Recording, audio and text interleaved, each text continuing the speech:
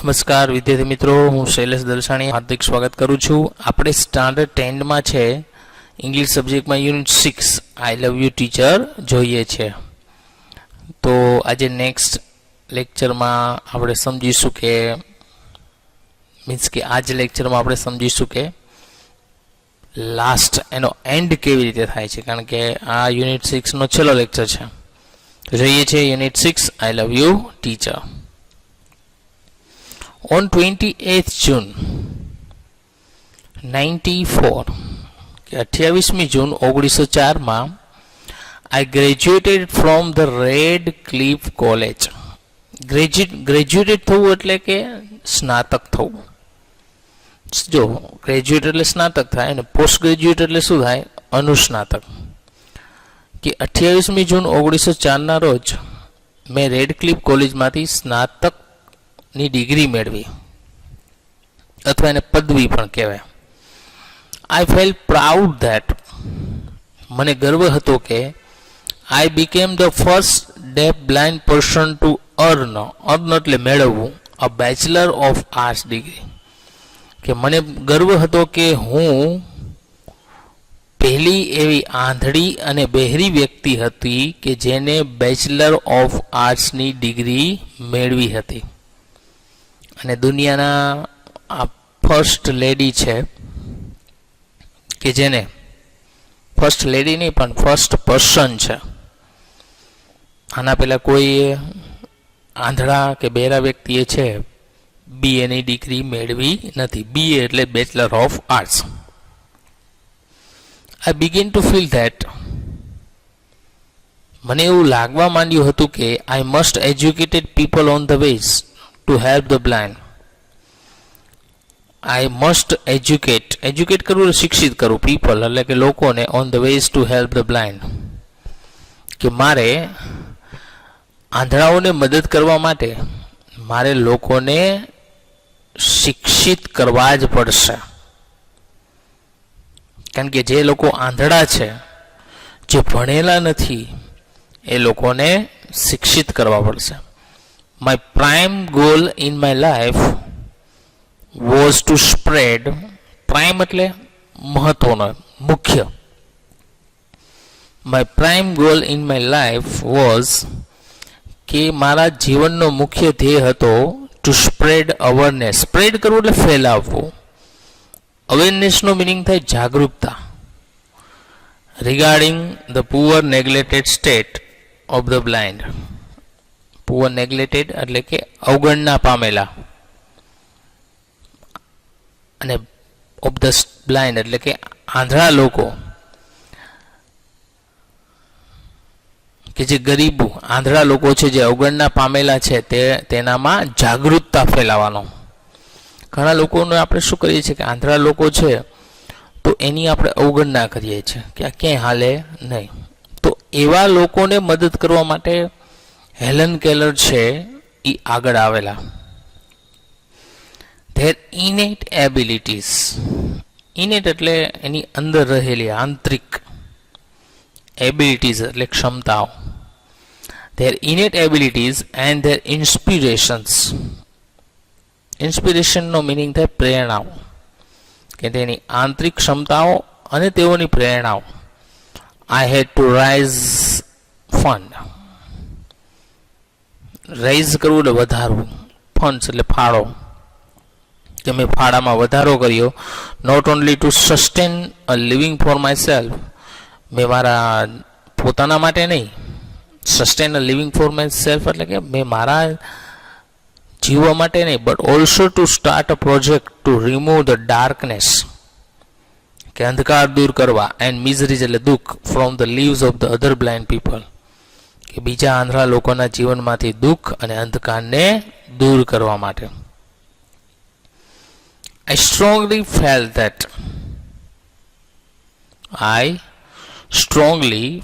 that મને એવું લાગતું હતું કે I must give the others,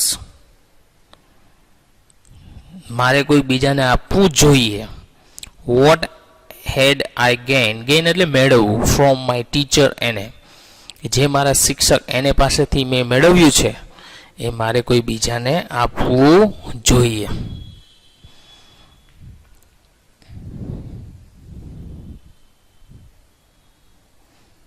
આગળ જોઈએ, આના ઉપરથી પ્રશ્નો છે. પહેલો પ્રશ્ન છે, વોટ હેપન ઇન 94, એટલે 1904 શું થયું હતું?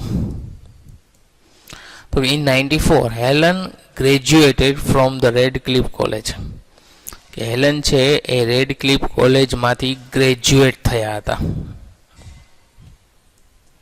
બીજો પ્રશ્ન છે, વાય વોઝ હેલન પ્રાઉડ, શા માટે હેલનને ગર્વ હતો?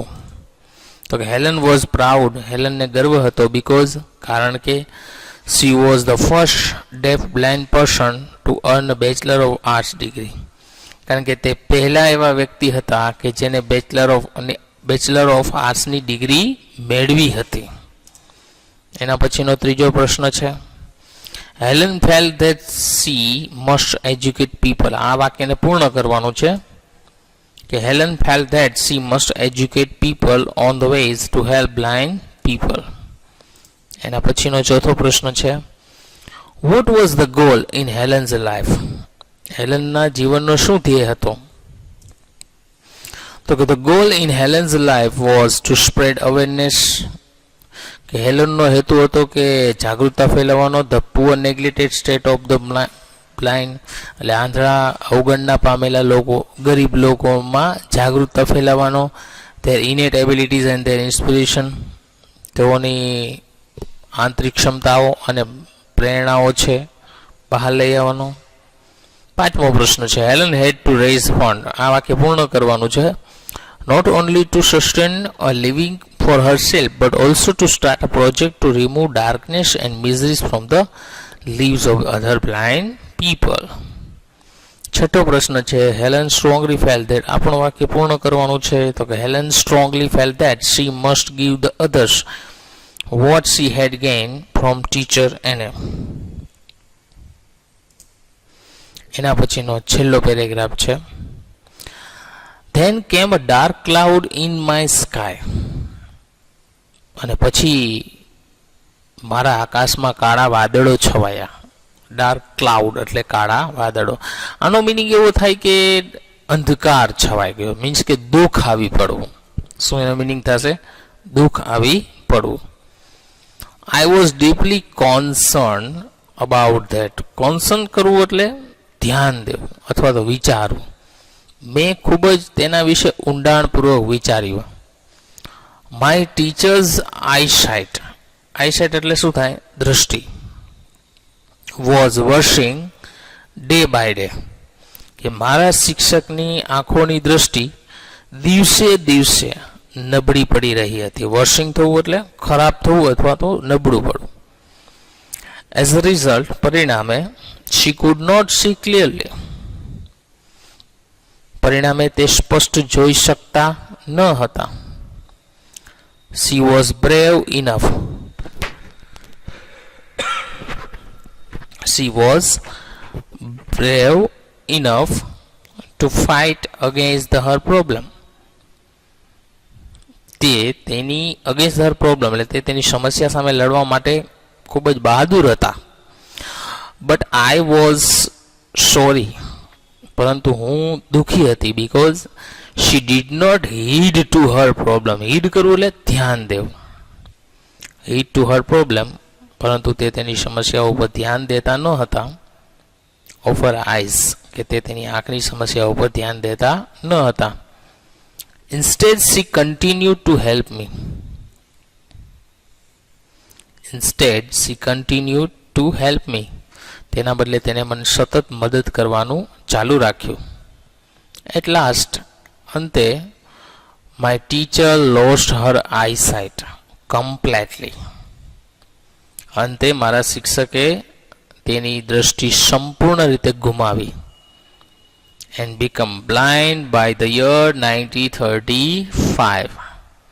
અને તેઓ 1935માં આંધળા થઈ ગયા. She sacrificed her eyesight for me. I sacrifice કરવું એટલે બલિદાન આપવું. તેને મારા માટે તેની આંખોનું બલિદાન આપ્યું હતું. What a great sacrifice it was. શું મહાન બલિદાન હતું. If she had not supported and encouraged me to learn. Support કરવો, ટેકો આપવાનો. encourage કરવું એટલે શું થાય? પ્રોત્સાહન આપવું. me to learn. જો તેને મને શીખવા માટે ટેકો અથવા પ્રોત્સાહન ન આપ્યું હોત, I would not have enjoyed the beauty of the world. તો હું આ દુનિયાની સુંદરતાનો આનંદ ન માણી શકત. I cannot think myself apart from her. કે હું તેના વગર મારા પોતાના માટે વિચારી શકું નહીં. My heart always speaks. મારું હૃદય હંમેશા કહે છે I love you teacher. કારણ કે મિસ સુલિવને છે એના માટે પોતાના આંખોનું બલિદાન આપી દીધું. વિચાર તો કરો. એટલે જ અહીંયા એના મોઢામાંથી શબ્દ નીકળે છે કે I love you teacher. પ્રશ્ન જોઈએ એના ઉપરથી. પહેલો પ્રશ્ન છે હેલન વોઝ સોરી બીકોઝ, આ વાક્ય પૂર્ણ કરવાનું છે. Because Miss Sullivan did not pay attention. Pay attention કરવું એટલે ધ્યાન દેવું. To the problem of her eyes. કારણ કે મિસ સુલિવન તેની આંખની સમસ્યા ઉપર ધ્યાન દેતા ન હતા. And continue to help her. અને તેની સતત મદદ કરતા હતા. બીજો પ્રશ્ન છે વાય વોઝ હેલન વરીડ. શા માટે હેલન ચિંતિત હતા. તો કે Helen was worried because her teacher eyesight was worsening day by day. કારણ કે તેની શિક્ષકની આંખો દિવસે દિવસે ખરાબ થઈ રહી હતી. And she could not see clearly. અને તે સ્પષ્ટ જોઈ શકતા ન હતા. ત્રીજો પ્રશ્ન છે why does Helen say that Har teacher sacrifice Har eyesight for her. કે શા માટે હેલન એવું કહે છે કે તેના શિક્ષકે તેના માટે તેની આંખોનું બલિદાન આપ્યું. તો કે Helen says that Har teacher sacrifice Har eyesight for her. કે હેલન કહે છે કે તેના માટે થઈ તેના શિક્ષકે તેની આંખોનું બલિદાન આપ્યું because she ignore her problem. કે તેને આ સમસ્યાની અવગણના કરી. And continue to help Helen. અને તેને હેલનને સતત મદદ કરી. એન્ડ એઝ અ રિઝલ્ટ અને પરિણામે she lost her eyesight completely. અને અંતે તેને સંપૂર્ણ રીતે તેની દ્રષ્ટિ ગુમાવી. And become blind. અને આંધળા થયા. ચોથો પ્રશ્ન છે if Miss Sullivan had not supported and encourage Helen to learn. જો મિસ સુલિવન છે એને હેલનને સપોર્ટ અથવા એન્કરેજ અથવા પ્રોત્સાહિત ન કર્યા હોત, તો if Miss Sullivan had not supported encourage Helen to learn she would not have enjoy the beauty of the world. તો તે દુનિયાની સુંદરતાનો આનંદ માણી શકત નહીં. પાંચમો પ્રશ્ન છે વિચ સેન્ટેન્સ શોઝ ધેટ. કયું એવું વાક્ય બતાવે છે કે Helen was very close to her teacher. કે હેલન છે તેના શિક્ષકથી ખૂબ જ નજીક હતા. તો કે I can not think myself apart from her. કે હું તેના વગર મારી જાત વિશે વિચારી શકું નહીં. This sentence shows the Helen was very close to her teacher. આ વાક્ય એવું સૂચવે છે અથવા એવું દર્શાવે છે કે હેલન છે તેના શિક્ષકથી ખૂબ જ નજીક હતા. તો મિત્રો અહીંયા આપણો પાઠ પણ પૂરો થાય છે. આપણે પેરેગ્રાફ ઉપરથી પ્રશ્નો પણ સમજ્યા. બરાબર વ્યવસ્થિત છે, છતાંય રિવિઝન કરવું જેથી કરીને વ્યવસ્થિત સમજાઈ જાય પાછું. ઓકે અહીં સુધી રાખીએ છીએ. Thank you.